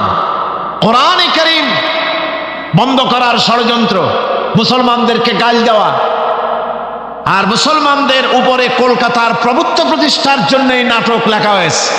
এটা যদি বন্ধ করা না হয় মুসলমানেরা টিভি ভবন ঘেরাও করবে। সরকারের কানে সম্ভবত কথা গিয়েছে। তারপরে 2 দিন পরে এই নাটক প্রচার টিভিতে বন্ধ করা হয়েছে। কিন্তু আজকের পত্রিকা আবার দেখলাম এটাকে পুনঃ প্রচার করার জন্য বামপন্থীরা উঠে পড়ে লেগেছে। এই হলো মুনাফিকদের কাজ। গভর্নমেন্ট যদি তথ্য মন্ত্রণালয় যদি এই নাটককে আবার পারমিশন দেয় তাহলে আমরা বুঝতে বাধ্য হব সরকারকে মুনাফিকি রোগে পেয়েছে। কোরআনে কারীমের কথা অনুযায়ী আমরা বুঝতে পারবো সরকারকে কোন রোগে পাইছে, মুনাফিকি রোগে পেয়েছে। তার কারণ হচ্ছে মুনাফিকরা সব সময় চায় আল্লাহ তিন জাতি দুনিয়া থেকে মিটে যায়, সেজন্য নাটকের মাধ্যমে, গানের মাধ্যমে, প্রচারের মাধ্যমে, পত্রিকার মাধ্যমে অহরহ ইসলামের বিরুদ্ধে সমালোচনা করা, এটাই হলো তাদের কাজ। টুপির বিরুদ্ধে, জামার বিরুদ্ধে, নামাজের বিরুদ্ধে, মসজিদের বিরুদ্ধে তারা এরকম করতে থাকে। পাপের কাজ যদি দেখে তড়িৎ গতিতে ওরা ঝাঁপিয়ে পড়ে। কোরআনে কারীমে রব্বুল আলামিন বলেন, ওয়া তারা কাসীরাম মিনহুম ইউসারিউনা ফিল ইসমি ওয়াল উদওয়ান। মুনাফিকদের চরিত্র এটাও যে তারা যখনই সুযোগ পায় তখনই খারাপ কাজের দিকে, মন্দ কাজের দিকে ঝাঁপায় পড়ে এবং মানুষদেরকে মন্দের দিকে, গুনাহের দিকে, জুলুমের দিকে, অত্যাচারের দিকে তড়িৎ গতিতে তারা ঝাঁপায় পড়ে। এটা হলো তাদের কাজ। মুনাফিকদের আর একটা চরিত্র হচ্ছে তারা যদি নামাজ পড়তে দাঁড়ায়, নামাজ তারা পড়ে মানুষকে দেখাবার জন্যে, আল্লাহকে খুশি করার জন্য মুনাফিকরা নামাজ পড়ে না। কোরআনে কারীমে বলা হচ্ছে, ওয়াইদা কামু ইলাস সালাতি কামু কুসালা ইউরাউনান নাস। মুনাফিকদের চরিত্র হচ্ছে তারা নামাজে যায় না, যদি যায় তাহলে নামাজের মধ্যে দাঁড়ায় কাহিনী এবং চুস্তি অবস্থায়, নামাজের মধ্যে দাঁড়ায় ইদিক উদিক তাকায়, টুপিটা ঠিক করে, জামাটায় টান দেয়, বগলে চুলকায়, তারপরে নামাজের মধ্যে ইমামকে সতর্ক করে। ইমাম যদি তাশাহুদ পড়তে দেরি করে, ওর নিজের পড়া আগে হয়ে গেছে, ইমাম একটু দেরি করতেছে তো পিছন থেকে সিগন্যাল মারে।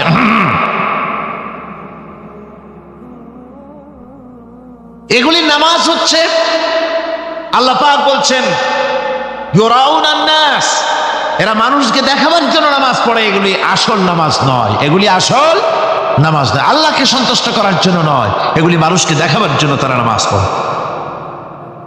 আমার ভাইরা, ইসলামের চরিত্রগুলি, কাজগুলি তারা করতে চায় না, সব সময়ের জন্য ইসলামের সঙ্গে বিরোধিতা করা এবং ইসলামের অপব্যাখ্যা করা, এগুলি হচ্ছে এই মুনাফিকদের চরিত্র, মুনাফিকদের কাজ। মুনাফিকরা চিরটা কাল এভাবে মুসলমানদের সঙ্গে খারাপ ব্যবহার করে এসছে এবং নিজেরা জাহান্নামের পথকে এভাবে তারা করে নিয়েছে। মুনাফিকদের আরেকটি চরিত্র হচ্ছে জিহাদের নাম শুনলে তাদের কলিজা কেঁপে ওঠে। বুঝলেন? কই যে আপনারা জিহাদ করেন কেন? এমনি সহজ পথে কলেমা পড়িয়া অল্পের মধ্যে বেহেশতে যাওয়া যায়, এরকম একটু দোয়া টোয়া শিখান মুসলমানদেরকে। আমাদের কাছে মাঝে মধ্যে আসে, কয় যে মুনাফিক তো সহজে চেনা যায় না, কয় যে হুজুর এই যে বারবার জেহাদ, এই মারামারি, এই ঠ্যাঙ্গি এগুলি আছে নাকি ইসলামের মধ্যে? কোথায় আছে যে মারামারি করা লাগবে, তারপরে মিছিল করা লাগবে, ধর্মঘট করা লাগবে, এ ধরনের জেহাদে অংশ নিতে হবে? এগুলি কি? এগুলি বাদ দিয়া সহজভাবে, শান্তভাবে যাতে করা যায়, অল্প অল্প ছোট ছোট দোয়া শিক্ষা দেন যাতে করে সহজে বেহেশতে চলে যাওয়া যায়। আমি বলছি ভাই, রাসূলুল্লাহ এরকম আমাদের শিখান নাই যে এরকমের সোরাগলি বেহেশতে যাওয়ার জন্য আবিষ্কার করে দেব, ছোট্ট একটা দোয়া পড়বেন আর আপনি বেহেশত আপনার মামুবড়ির বারান্দা যাই কলা খাওয়া শুরু করলেন। এত সহজে বিষয়টা আসবে না, বিষয়টা খুবই কঠিন। আল্লাহ রাব্বুল আলামিন বলেন, মুনাফিকদের চরিত্র হলো জিহাদের নাম যখন তারা শোনে, জিহাদের নাম শোনা মাত্রই তাদের কলিজা কেঁপে ওঠে। রাআইতাল্লাযীনা ফী কুলুবিহিম মারাদুন ইয়ানজুরুনা ইলাইকা নাযারাল মাগশিয়্যি আলাইহি মিনাল মাউত। যখনই তাদের অন্তঃকরণ নেফাকের রোগে ভরা, নেফাকের রোগ তাদেরকে এমন ভাবে পেয়ে বসেছে যে ওরা এমন ভাবে তাকায় থাকে আপনার দিকে, রাসূলুল্লাহর দিকে এমন ভাবে তারা তাকায় থাকে যে জেহাদের কোনো কথা বলে ফেলে নাকি, জেহাদের কথা যদি আসে তাহলে তো সর্বনাশ। ওদের মৃত্যু যন্ত্রণার মতো, মৃত্যুর জ্বালায় পতিত ব্যক্তি যেমন চোখ ফ্যাকাশে হয়ে যায়, জেহাদের কোনো কারবার বা যুদ্ধের কোনো দামাডোল বেজে উঠলেই এদের কলিজার মধ্যে কাফ সৃষ্টি হয়ে যায়, কলিজার মধ্যে কাফ সৃষ্টি হয়, জেহাদে তারা দারুণভাবে ভয় পায়। মোমেনদের উল্টা, মোমেনদের হলো জেহাদের নাম শুনতে তাদের কলিজার মধ্যে ফুর্তি আসে। তার কারণ হচ্ছে জেহাদের ময়দান হচ্ছে এমন এক ময়দান, আল জান্নাতু তাহতা দিলালিস সায়ুফ, বেহেশত হচ্ছে তরবারির ছায়াতলে। এই রাস্তায় যদি মরতে পারি, জীবনে তো বহুত গুনাহ করছি, বেহেশতে যেতে পারবো কিনা আল্লাহই জানে, কিন্তু এই একটা পথ, এইখানে যদি জানটা দিতে পারি বিনা হিসাবে আল্লাহর জান্নাতে চলে যেতে পারবো। আর শাহাদাতের মত হচ্ছে পিঁপড়ায় কাটার যন্ত্রণার চাইতে বেশি কিছু না। মোমেনদের দিলের জন্য খুশি হয়, আর ওদের দিল দারুণ কষ্ট তারা পেতে থাকে। এদের অবস্থা হচ্ছে যেখানে দ্বীনের কথা হয় সেখানে তারা চুপ করে বসে কথা শোনে, আর যখন দ্বীন ইসলামী আন্দোলনের কথা আসে, জিহাদের কথা আসে, তখন তারা খুব ভয় পায়া এদিক ওদিক তাকায়। কোরআনে কারিমে ওদের এই চরিত্র সম্পর্কে বলা হয়েছে, ওয়াইযা মা উনজিলাত সূরাতুন নাযারা বা'দাহুম ইলা বা'দিন হাল ইয়ারাকুম মিন আহাদিন সুম্মা ইনসারাফু। এরা কোরআনের আয়াত যখন নাজিল হয় তখন একজন আরেকজনের দিকে তাকাতাকি করে, কি জানি আমাদের ব্যাপারে কোনো আয়াত নাজিল হয়ে পড়ে নাকি, অথবা জিহাদের ব্যাপারে কোনো আয়াত নাজিল হয়ে পড়ে নাকি। কেউ দেখে নাকি এই সব এদিক ওদিক তাকাই আসতে এই জায়গা থেকে কেটে পড়ে, যে আমাদের চরিত্রই তো বর্ণনা করা হচ্ছে, কাজী এখন আর বসা ঠিক না, আস্তে করে কেটে পড়ার জন্য চেষ্টা করে। এটা হলো মুনাফিকদের আর একটা চরিত্র। এরা এইভাবে করে নিজেদের চরিত্রকে প্রকাশ করে ধরা পড়ে, এবং ইসলামের সবচাইতে মারাত্মক ক্ষতি এই মুনাফিকরা চিরকাল করেছে। আল্লাহ রাব্বুল আলামিন বলেন, মুনাফিকদের ব্যাপারে মুসলমানদের বিপদ হলে তারা দারুণভাবে খুশি হয়, আর মুনাফিকদের চরিত্র মুসলমানদের উপকার হলে, ভালো হলে তারা দারুণভাবে অসন্তুষ্ট হয়ে যায়। যখন আর আল্লাহ মুমিনদেরকে সান্ত্বনা দেন, মুমিনদেরকে আল্লাহ পাক সান্ত্বনা দিচ্ছেন মুনাফিকদের ব্যাপারে, কুল লা ইউসিবানা ইল্লা মা কাতাবাল্লাহু লানা ওয়া মাওলানা ওয়া আলাল্লাহি ফালিয়াতাওয়াক্কালিল মুমিনুন। মুনাফিকদের শোনায় দাও। মুমিনদেরকে বলা হচ্ছে তোমরা মুনাফিকদের শোনাও যে তোমরা যে আমাদের ব্যাপারে খুশি হচ্ছ, যে আমাদের বিপদ দেখে, আমাদের চতুর্দিক থেকে বিপদ, মুসলমানদের আর চতুর্দিক থেকে কি বিপদ, এই বিপদ দেখে তোমরা দারুণ খুশি যে মুসলমানেরা এইবার মার খাচ্ছে, ইসলামী আন্দোলন আর কোমর সোজা করে দাঁড়াতে পারবে না, এইবার শেষ, বুদ্ধি করে আর যে ষড়যন্ত্রের জালে আটকায় দিতি আর মুক্তি হবে না। এই যে তারা খুশি। আল্লাহ রাব্বুল আলামিন বলেন, মুমিনেরা তোমাদের ঘাবড়াবার কোনো কারণ নাই, তোমরা বলে দাও কুল লা ইউসিবানা ইল্লা মা কাতাবাল্লাহু লানা, তোমরা শোনায় দাও যে আমাদের কিছুই হয় না, আমাদের শুধু তাই হয় যে আল্লাহ রাব্বুল আলামিন আমাদের জন্য লিখে রেখেছেন, আমাদের তাকদীরে যেটা আছে ওটাই হবে, এর থেকে বেশি কিছুই হবে না। তিনি আমাদের মাওলা, তিনি আমাদের মনিব, তিনি আমাদের প্রভু, আর সমস্ত মুমিনদের উচিত সে আল্লাহর উপরই নির্ভর করা। তবে তোমরা জেনে রাখো, তোমরা আমাদের জন্য যে জিনিসের অপেক্ষা করছো, কুল হাল তারাব্বাসুনা বিনা ইল্লা ইহদাইল হুসনাইন, তোমরা আমাদের জন্য যে জিনিসের অপেক্ষা করতেছো, আল্লাহ বলছেন মুমিনেরা তোমরা বলো, তোমরা মুনাফিকদের বলো যে আমাদের ব্যাপারে তোমরা যে জিনিসের অপেক্ষা করছো তার দুটি ভালোর একটি ছাড়া কি, অর্থাৎ তোমরা আমাদের জন্য অপেক্ষা করতেছো আমরা যেন মরে যাই, আমরা যেন শেকস্ত খাই, তো আমরা যদি পৃথিবীতে মরে যাই তাহলে তো আমরা শহীদ হয়ে গেলাম, আর আমরা যদি বেঁচে থাকলাম তো আমরা তো গাজী হয়ে গেলাম। আমাদের ওই যে হাতি মরার মতো আর বাঁচার মতো, হাতি মরলেও লাখ টাকা, বাঁচলেও লাখ টাকা, আমরা মরলে গাজী, বাঁচলে কি শহীদ, কোনো দিক দিয়ে আমাদের ঠগ নাই। সুতরাং তোমরা আমাদের জন্য যে জিনিস অপেক্ষা করো তার দুটো ভালোর একটি ছাড়া কি, আর আমরা তোমাদের ব্যাপারে, তোমরা যেমন আমাদের ব্যাপারে অপেক্ষা করতেছো, আমরাও তোমাদের ব্যাপারে আরেকটা জিনিসের অপেক্ষা করছি, ওয়া নাহনু নাতারাব্বাসু বিকুম আইয়ুসিবাকুমুল্লাহু বিআযাবিন মিন ইনদিহি আও বিআইদিনা, আমরাও তোমাদের জন্য অপেক্ষা করতেছি একটা জিনিসের, তোমরা আমাদের জন্য দুটি জিনিস অপেক্ষা করো, আমরাও তোমাদের জন্য দুটি জিনিস অপেক্ষা করছি, তা হচ্ছে তোমাদের শাস্তিটা আল্লাহ নিজে দিবেন না আমাদের হাত দিয়ে দেওয়াবেন, আমরা সেইটার অপেক্ষা করতেছি। ফাতারাব্বাসু ইন্না মাআকুম মুতারাব্বিসুন, সুতরাং তোমরা অপেক্ষা করতে থাকো, আমরা অপেক্ষা করতে থাকি। ব্যাপারটা কোথায় গিয়ে দাঁড়ায় আসো আমরা সকলে তা লক্ষ্য করি। সুতরাং এই মুনাফিকদের এই হচ্ছে চরিত্র, চিরকাল ইসলামের সঙ্গে বিরোধিতা করা, মুসলমানদের সাথে ঠাট্টা বিদ্রুপ করা, এটাই হচ্ছে তাদের চরিত্র। এই চরিত্র দিয়েই তারা ইসলামকে চিরকাল ক্ষতিগ্রস্ত করে এসেছে। রাসূল পাক সাল্লাল্লাহু আলাইহি ওয়াসাল্লাম এই মুনাফিকদের সম্পর্কে বলেছেন যে মুনাফিকরা হচ্ছে ইদা হাদা গাদারা, যখন তারা ওয়াদা করে সে ওয়াদাকে তারা খেলাপ করে, এটা হচ্ছে মুনাফিকদের একটা চরিত্র। তারপরে তাদের কাছে কোনো জিনিস আমানত রাখলে ইদা উত্তুমিনা খান, যখন আমানত রাখা হয় সে আমানতের তারা খেয়ানত করে। তারপরে যখন তারা ঝগড়ায় লিপ্ত হয় তখন তারা পরস্পরকে গালাগালি করে। আর যদি তারা কথা বলে কথার মধ্যে কথায় কথায় তারা মিথ্যে কথা বলে। এই হচ্ছে মুনাফিকদের চরিত্র। এরপরে মুনাফিকরা শুধু রুজি রুটি আর পেট নিয়েই তারা ব্যস্ত থাকে। মুনাফিকদের এই চরিত্র কোরআন এবং হাদিসে আল্লাহ রাব্বুল আলামিন স্পষ্ট করে মানুষের সামনে তুলে ধরেছেন, যাতে করে আমরা মুনাফিকি চরিত্র থেকে রক্ষা পেতে পারি।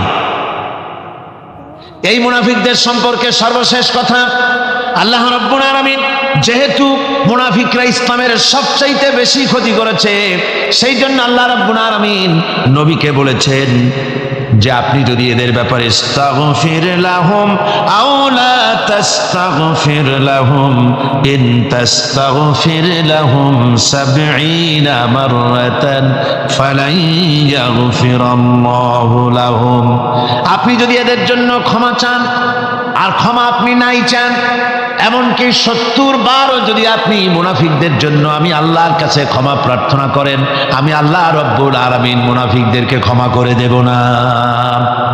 মুনাফিক হচ্ছে চরমভাবে ক্ষতিগ্রস্ত, দুনিয়াও ক্ষতিগ্রস্ত হবে, আখিরাতেও তারা ক্ষতিগ্রস্ত হবে।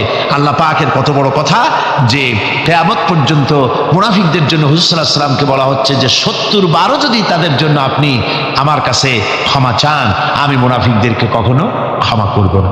সুতরাং আমাদেরকে বুঝতে হবে মুনাফিকি চরিত্র সবচাইতে নিকৃষ্ট চরিত্র, আর এই চরিত্রে আল্লাহ পাক সবচাইতে বেশি অসন্তুষ্ট হন। আল্লাহ পাক তাই বলছেন, কাবুরা মাকতান ইনদাল্লাহি আন তাকুলু মা লা তাফআলুন, আল্লাহর কাছে সবচাইতে বেশি ক্রোধ উদ্রেককারী এই ব্যাপারটাই যে তোমরা যা বলো তা তোমরা করো না, এটা বড় মারাত্মক ব্যাপার, আল্লাহ এটাকে সহ্য করেন না। সুতরাং মুমিনদেরকে আয়াত থেকে শিক্ষা গ্রহণ করতে হবে, মুনাফিকি ছাড়তে হবে, আনুগত্য করতে হবে, সবটাই আল্লাহর। কার আনুগত্য হবে? আল্লাহ এবং রাসূলের আনুগত্য জীবনের সকল ক্ষেত্রেই করতে হবে। এটাই মুসলমানদের জন্য ঈমানের সবচেয়ে বড় দাবি। তারপরে রব্বুল আলামিন বলেন, ইন্নাল্লাহা ইউহিব্বুল্লাযীনা ইউকাতিলুনা ফী সাবিলিহি সাফফান কাআন্নাহুম বুনিয়ানুম মারসুস। আল্লাহ পাক বলছেন, আল্লাহ নিশ্চয়ই ভালোবাসেন সেই সব লোকদেরকে যারা কাতার বন্দী হয়ে আল্লাহর রাস্তায় লড়াই করে, সীসা ডালা প্রাচীরের মতো ইস্পাত কঠিন দৃঢ় হয়ে যারা কাতার বন্দী হয়ে সুসংবদ্ধ হয়ে আল্লাহর জন্য যারা লড়াই করে। এখানে বলা হচ্ছে যে লড়াইটা হবে আল্লাহর জন্য, সংগ্রাম হবে কার জন্য? ইউকাতিলুনা ফী সাবিলিহি। লড়াইটা কখনই দেশ দখল করা, তা আবার মানুষের তৈরি করা আইন কানুন প্রতিষ্ঠার জন্য দেশ দখল করার সংগ্রাম, মানুষের তৈরি করা মতবাদকে প্রতিষ্ঠা করার সংগ্রাম, এই জাতীয় যত রকমের সংগ্রাম আছে, যত রকমের জিহাদ আছে, এই সমস্ত সংগ্রামকে, লড়াইকে ইসলাম জায়েজ করে না। এগুলি মুসলমানদের জন্য একদম নিষিদ্ধ। মুসলমানরা লড়াই করবে কেবলমাত্র আল্লাহর রাস্তায়, ফি সাবিলিহি, জিহাদ ফি সাবিলিল্লাহ, ওয়া তুজাহিদুনা ফি সাবিলিল্লাহ। লড়াই হবে কার পথে? সবে চিল্লায় বলেন, লড়াই কার পথে? লড়াই কি? জিহাদ কি? জিহাদ এই নয় যে আপনি লাঠি ঠেঙ্গা নিয়ে তারপরে বাইর হবেন আর হিন্দু খ্রিস্টান যেখানে পাবেন সমানে মারিয়া শেষ করে ফেলাবেন, এর নাম জিহাদ নয়। জিহাদ হচ্ছে আল্লাহর রাস্তায় সংগ্রাম করা, লড়াই করা। সেই লড়াইটা কি? যে কোনো উদ্দেশ্যকে সফল করার জন্য প্রচেষ্টা চালানো, প্রাণান্তকর প্রচেষ্টা চালানো। ওই প্রচেষ্টার নামই হচ্ছে কি? জেহাদ। সুতরাং এই জেহাদটা হবে আল্লাহর রাস্তায়, সংগ্রাম হবে আল্লাহর রাস্তায়। কি উদ্দেশ্যে? দিন প্রতিষ্ঠার উদ্দেশ্যে। কোরআনে কারিমে রব্বুল আলামিন বলেছেন, আল্লাযীনা আমানু ইউকাতিলুনা ফি সাবিলিল্লাহ, যারা নাকি ঈমানদার তারা লড়াই করে আমি আল্লাহর রাস্তায়, আমি আল্লাহর পথে তারা লড়াই করে, সংগ্রাম করে আমার দেওয়া জীবন ব্যবস্থা প্রতিষ্ঠার জন্য। ওয়াল্লাযীনা কাফারু ইউকাতিলুনা ফি সাবিলিত তাগুত, আর যারা নাকি কাফের, ভালো করে শোনেন, আল্লাহ পাক বলছেন যারা নাকি কাফের তারাই লড়াই করে মানুষের তৈরি করা তাগুতের পথে লড়াই করে, অর্থাৎ আল্লাহর দেওয়া রাসূলের দেওয়া বিধানকে বাদ দিয়ে মানুষের তৈরি করা, অন্যের তৈরি করা মতবাদ প্রতিষ্ঠার পিছনে সংগ্রাম করে। এখন আপনি দেখেন এই পৃথিবীতে সমাজতন্ত্র কার তৈরি? মানুষের, আল্লাহর না মানুষের? জোরে বলেন, এটা কার তৈরি? আল্লাহর না মানুষের? জাতীয়তাবাদ কার তৈরি? আল্লাহর না মানুষের? পুঁজিবাদ কার তৈরি? আল্লাহ না মানুষের? সমাজতন্ত্র কার তৈরি? আল্লাহ না মানুষের? ধর্মনিরপেক্ষতাবাদ কার তৈরি? আল্লাহ না মানুষের? এই সমস্ত মতবাদকে মানুষের তৈরি করা, এসব মতবাদকে প্রতিষ্ঠিত করার জন্য যারাই সংগ্রাম করে, যারাই লড়াই করে, আল্লাহ পাক বলেছেন ওয়াল্লাযীনা কাফারু ইউকাতিলুনা ফি সাবিলিত তাগুত, এরা হচ্ছে লড়াই করে তাগুতের পথে, শয়তানের পথে। কার পথেগুলি? শয়তানের পথ। জোরে বলেন, এই পথগুলি কার? শয়তানের পথ। যারা মুমিন তারা লড়াই করবে আল্লাহর পথে। সুতরাং লড়াই হতে হবে সব সময় আল্লাহর পথে, আর সেই লড়াই বিচ্ছিন্নভাবে নয়, কাতারবন্দি হয়ে সুসংহত সাংগঠনিক প্রক্রিয়ায় সুশৃঙ্খলভাবে সাংগঠনিক ফয়সলা সিদ্ধান্তকে মেনে নিয়ে আমিরের হুকুমকে অনুসরণ করে ঐক্যবদ্ধভাবে যদি লড়াই হয়, সে লড়াইয়ে বিজয় আসবে আল্লাহর পক্ষ থেকে। বিচ্ছিন্নভাবে নয়, ঐক্যবদ্ধভাবে কাজ করতে হবে। এই আয়াতের মূলনীতির ভিত্তিতে রাসূল পাক সাল্লাল্লাহু আলাইহি ওয়াসাল্লামের নেতৃত্বাধীন এমন এক মহা সামরিক শক্তি গড়ে উঠেছিল, যার সামনে তদানীন্তন রোম, পারস্য পদানত হয়েছিল। সুবহানাল্লাহ পড়েন। সুতরাং এমন একটি বাহিনী গড়ার জন্য মুমিনদের প্রতি বলা হচ্ছে যে তোমরা হবে সেই ধরনের বাহিনী যারা নাকি লড়বে আল্লাহর রাস্তায়, আল্লাহর পথে লড়াই করবে নিজেদের জান এবং মাল দিয়ে, ঐক্যবদ্ধভাবে। তারপরে আল্লাহ রাব্বুল আলামিন বলছেন ওয়াইয ক্বালা মূসা লিকওমিহি ইয়া কওমি লিমা তুযুনানি ওয়াকাদ তা'লামুনা আন্নী রাসূলুল্লাহি ইলাইকুম ফালাম্মা যাগু আযাগাল্লাহু কুলুবাহুম আল্লাহু লা ইয়াহদিল কওমাল ফাসিকিন। স্মরণ করো মুসা আলাইহিস সালামের কথা। এই কথাগুলি আল্লাহ মুসলমানদের স্মরণ করাচ্ছেন। কাদেরকে? মুসলমানদেরকে। মুসা আলাইহিস সালামের কথা স্মরণ করো। তিনি তার কওমদেরকে বললেন, হে কওম, হে আমার জাতি, তোমরা কেন আমাকে উৎপীড়িত করছো, কেন আমাকে কষ্ট দিচ্ছ? ওয়াকাদ তা'লামুনা আন্নী রাসূলুল্লাহি ইলাইকুম, আর একথা তোমরা ভালো করেই জানো যে আমি তোমাদের জন্য রাসূল হয়ে এসেছি আল্লাহর পক্ষ থেকে। বন্ধুগণ, কোরআনে কারিমে একথা বলা হয়েছে, সর্বত্র প্রায় এসেছে।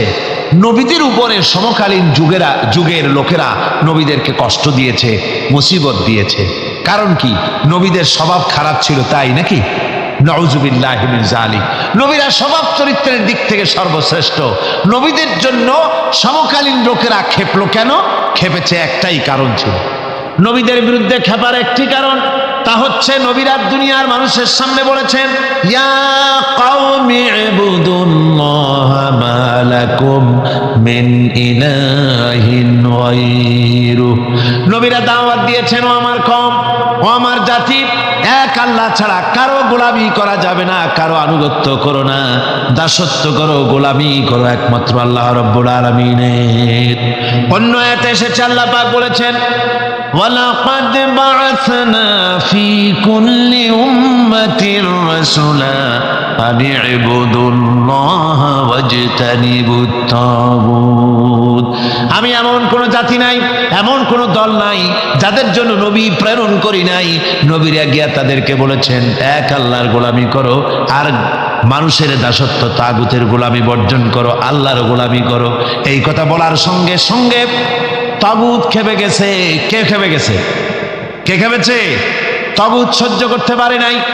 তাগুত বলা হয় সেই শক্তিকে, যে শক্তি নিজে শুধু আল্লাহর আইন অমান্য করে বসে থাকে না, অন্যদেরকেও আল্লাহর আইন অমান্য করতে বাধ্য করে। ওরাই খেপে গেল, ওরা খেপে মার আরম্ভ করে দিল। হযরতে মূসা আলাইহিস সালাম মার খেয়েছেন।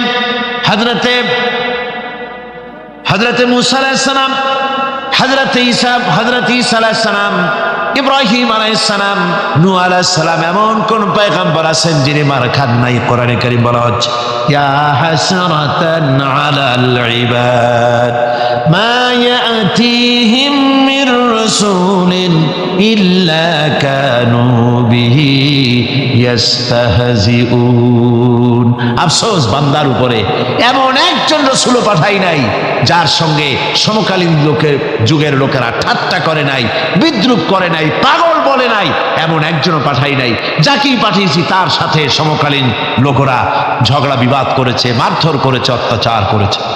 বিশ্বকবি, কবি সম্রাট আল্লামা ইকবাল রহমাতুল্লাহ আলাইহি বলেছেন সতীজা কা রহা है अजल से तायमरोज,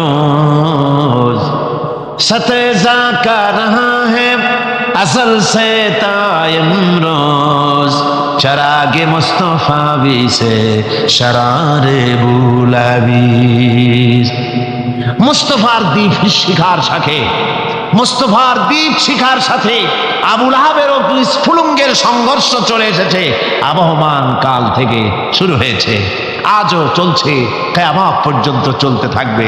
তবে কিনা আবু জেহেলের, আবুল আহাবের অগ্নিস্ফুলিঙ্গ নির্বাপিত হয়ে যাবে, আর মুস্তাফা সাল্লাল্লাহু আলাইহি ওয়াসাল্লামের দীপ শিখা জ্বলতেই থাকবে, নিভে যাবে না। সুবহানাল্লাহ পড়ে, নিভে যাবে না। কারণ হচ্ছে আল্লাহ পাক বলেছেন ইউরিদুনা লিয়ুতফিউ নূরাল্লাহি বিআফওয়াহিহিম ওয়াল্লাহু মুতিম্মু নূরিহি ওয়ালাউ কারিহাল কাফিরুন। কাফের বেঈমানেরা চায় মুখের ফু দিয়ে আমার আলোকে নির্বাপিত করে দেবে, আমার দ্বীনকে দুনিয়া থেকে মিটিয়ে দেবে। আল্লাহ পাক বলেন আমি আমার দ্বীনকে পূর্ণতা দান করব, জাঁকজমকের সাথে আমার দ্বীন দুনিয়ার বুকে প্রতিষ্ঠিত হবে। তাতে কাফেরদের কলিজার ভিতরে যতই জ্বালা যন্ত্রণা হোক না কেন, ওদের মনে যত কষ্ট হোক, ইসলাম প্রতিষ্ঠিত হবে। আল্লাহ বলেছেন। কে বলেছেন? আল্লাহ পাক। আমি আমার দ্বীনকে পূর্ণতা দান করব। সুতরাং কাফেররা বাধা দিল নবীদের। কারা বাধা দিল? কাফেররা। যারা বাধা দিল তারা সংখ্যায় 3 শ্রেণী। কয় শ্রেণী? ভালো করে মনে রাখুন। বর্তমানে তারা আর নাই। জি, বর্তমানেও আছে, ভবিষ্যতেও থাকবে। 3 শ্রেণীর লোকেরাই বাধা দিয়েছে, বর্তমানেও দিচ্ছে, ভবিষ্যতেও দিবে। এই 3 শ্রেণীর প্রথম শ্রেণী হলো রাষ্ট্রশক্তি। রাষ্ট্রশক্তি বাধা দিল কেন? কেন বাধা দিল?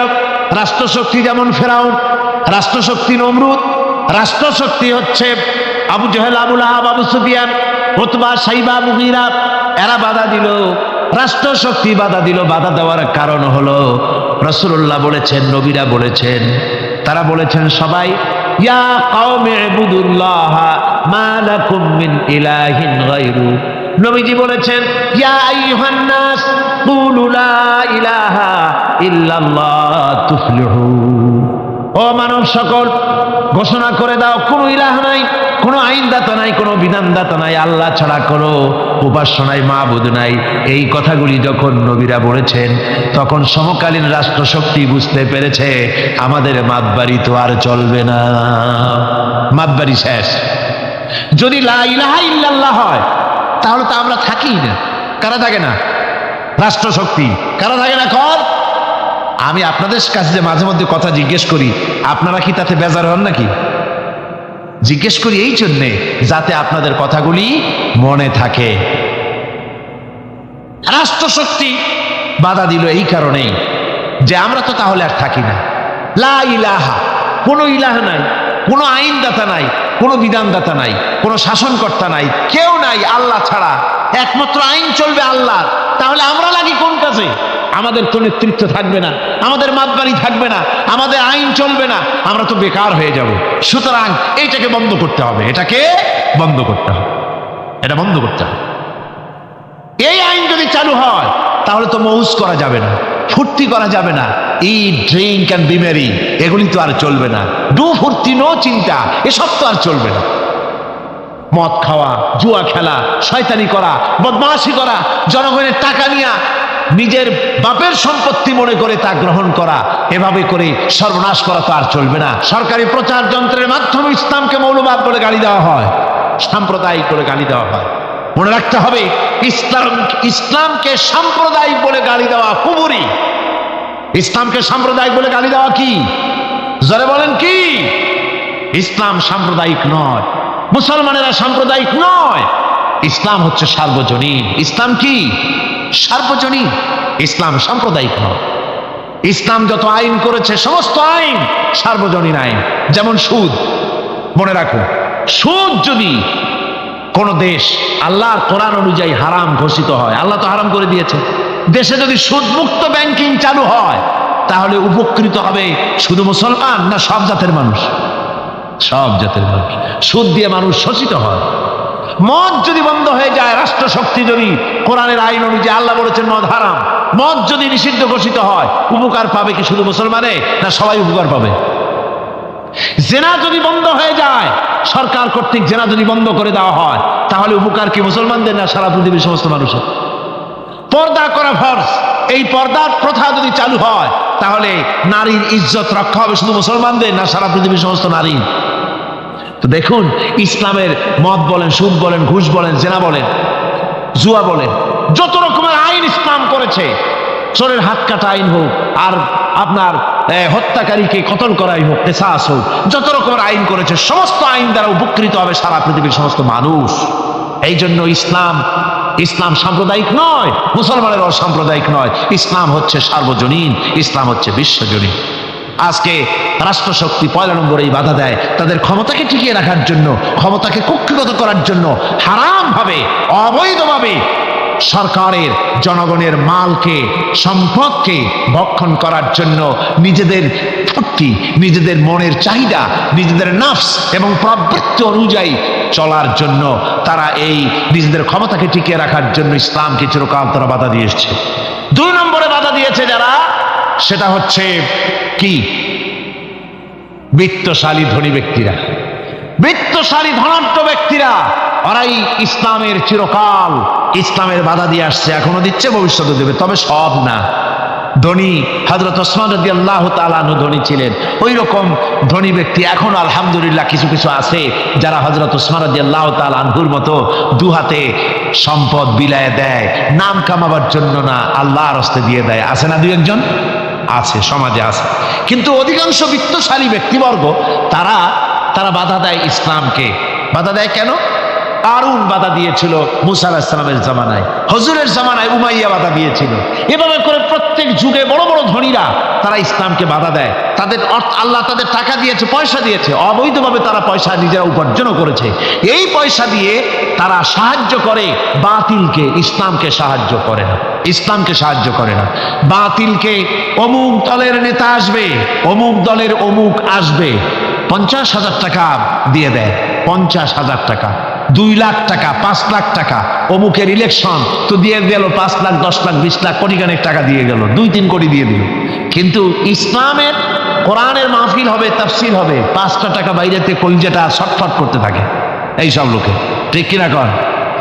ইসলামের জন্য কাজ হবে, ইসলামের জন্য কোনো প্রোগ্রাম হাতে নেওয়া হয়েছে, অথবা ইসলামের জন্য নির্বাচন হচ্ছে, এই ধরনের যত রকমের প্রক্রিয়া আছে, এই প্রক্রিয়াগুলি করতে গেলে পরে তখন তাদের থেকে টাকা বের হতে চায় না, বাতিলকে সাহায্য করে চূড়ান্তভাবে, আর ইসলামকে দিতে চায় না। তার কারণ ইসলাম যদি ক্ষমতায় যায় তাহলে অবৈধ পন্থায় যেসব টাকা রোজগার করা হয়েছে এই পথগুলি বন্ধ হয়ে যাবে।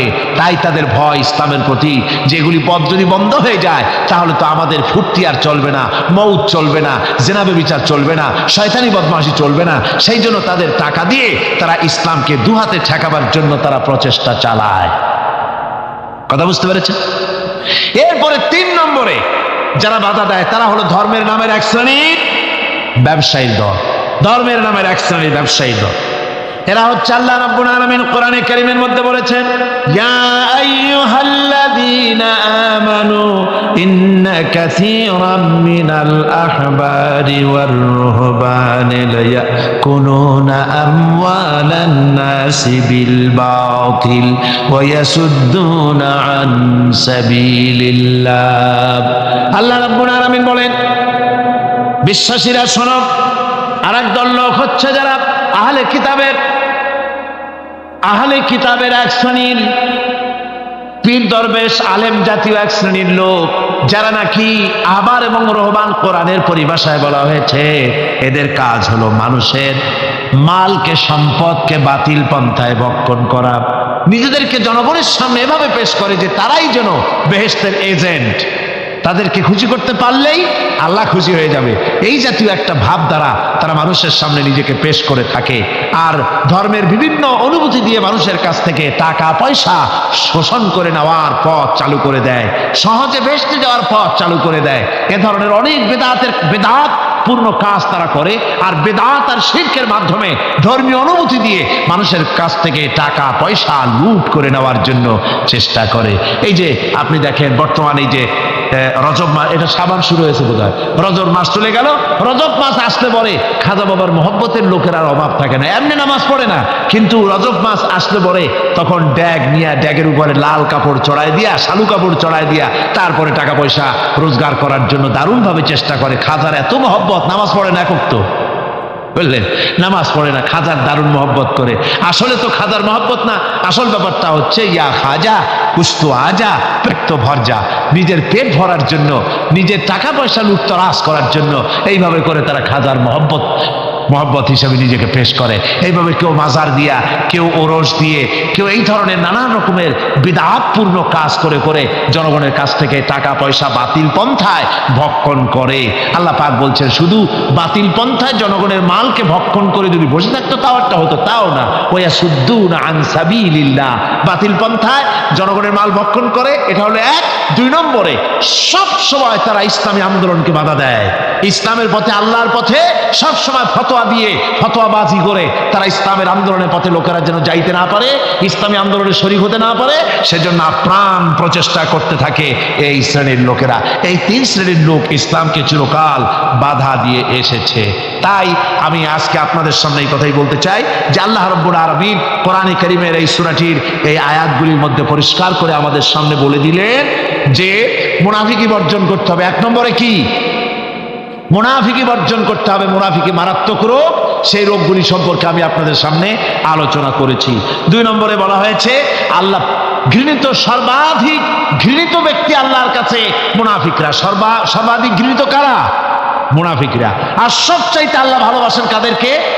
যারা নাকি কাতারবদ্ধভাবে আল্লাহর রাস্তায় লড়াই করে আল্লাহর দ্বীন প্রতিষ্ঠার জন্য, তারা হলো আল্লাহ সবচাইতে বেশি প্রিয়। আর 3 নম্বরে আজকের আলোচনায় আসলো যে নবীদেরকে যেভাবে জ্বালা যন্ত্রণা দিয়েছে কাফের বেঈমানেরা, ওই জ্বালা যন্ত্রণার সিলসিলা চলতেছে, চলবে। তবে মনে রেখো, বনী ইসরাঈলেরা যেভাবে মুসা আলাইহিস সালাম, ঈসা আলাইহিস সালামকে বাধা দিয়ে যেভাবে বিপদগ্রস্ত হয়েছে, তোমরা মুসলমানেরা যদি নবীদেরকে এভাবে নির্যাতন করো, তোমাদেরকেও নির্যাতিত হতে হবে। আল্লাহর গজব তোমাদের উপরেও আসবে।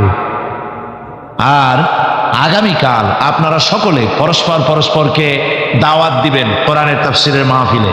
আপনার দাওয়াত অনুযায়ী 1টা লোক বা 2টা লোক যদি আপনার বেশি আনতে পারেন, আর তারা যদি কোরআনের আলোচনা শুনে যদি ইসলাহ হয়, চরিত্র ভালো হয়ে যায়, নামাজি হয়, দিনদার হয়, কিয়ামত পর্যন্ত এই সওয়াব কবরে বসে বসে আপনি পাবেন সাদকায়ে জারিয়ার। জোরে বলেন আলহামদুলিল্লাহ।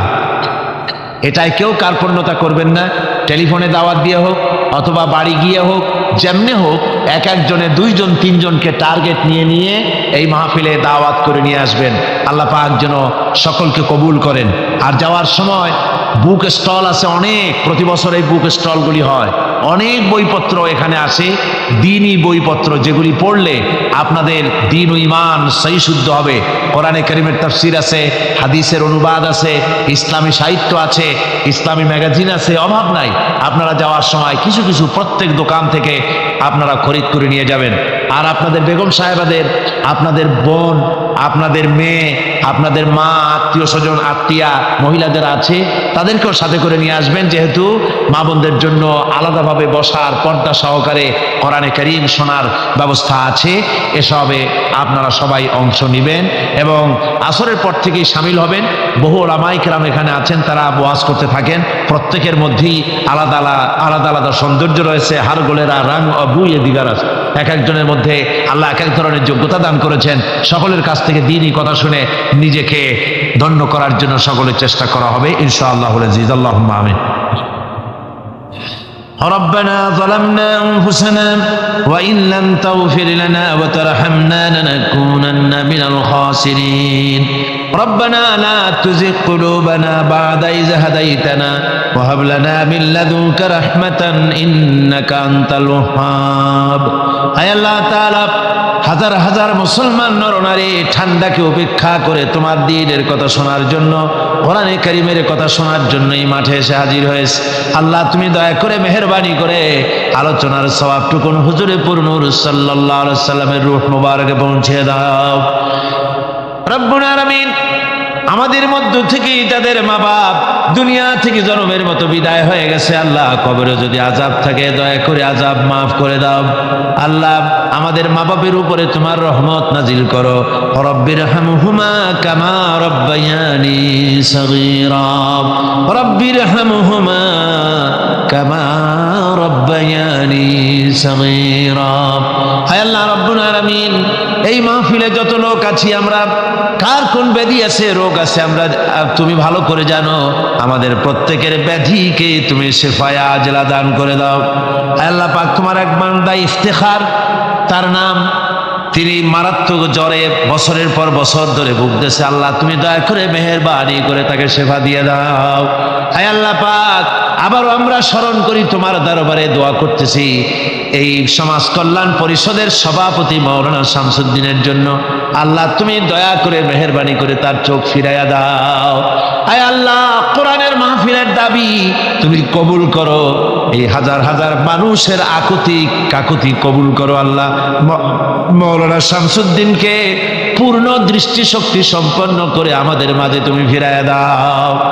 রব্বুল আলামিন, এই কোরআনের মাহফিলের জন্য যারা সাহায্য করেছে আর যারা করবে, আল্লাহ সকলকে তুমি তোমার দরবারে তাদেরকে তুমি মর্যাদা দান করে দিও। আল্লাহ এই মাহফিলের বাকি 4 দিন তোমার কুদরতি নিজাম দিয়ে তুমি পরিচালিত করো। আল্লাহ এই মাহফিলের সব হেফাজতের এবং পরিচালনার দায়িত্ব তোমার কুদরতি হাতে তুমি তুলে নিও। আল্লাহ আল্লাহুম্মা হাব্বিব ইলাইনাল ঈমান وزينه في قلوبنا وكره إلينا الكفر والفسوق والعصيان واجعلنا من الراشدين ربنا تقبل منا إنك أنت السميع العليم وتب علينا إنك أنت التواب الرحيم سبحان ربك رب العزة عما يصفون وسلام على المرسلين الحمد لله رب العالمين واجعل آخر كلمة عند الموت لا إله إلا الله